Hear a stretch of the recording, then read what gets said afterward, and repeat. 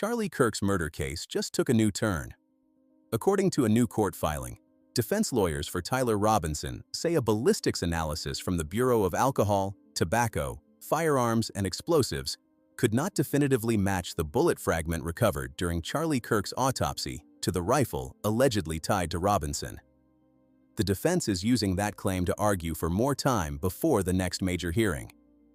AP reports they want the preliminary hearing delayed while they review the evidence in the case.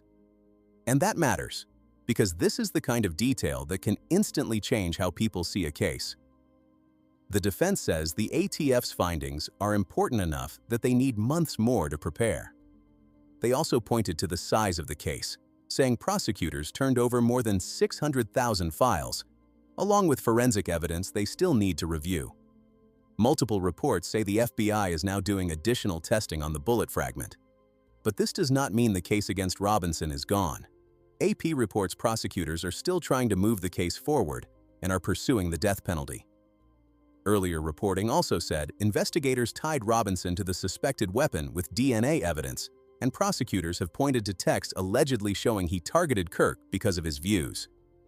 So right now, the story is not case solved or case collapsed. It's that one important part of the forensic evidence is now being challenged in court. That's why this update matters. A lot of people hear bullet didn't match and immediately think that means everything else falls apart. But that's not what the reporting says. The actual claim is narrower. The defense says the ATF was unable to make a conclusive ballistic match between the bullet fragment and the rifle. That creates a real question for the court, but it does not erase the rest of the evidence prosecutors say they have. So the real story right now is this. The Charlie Kirk case has a new forensic dispute at its center. The defense wants more time.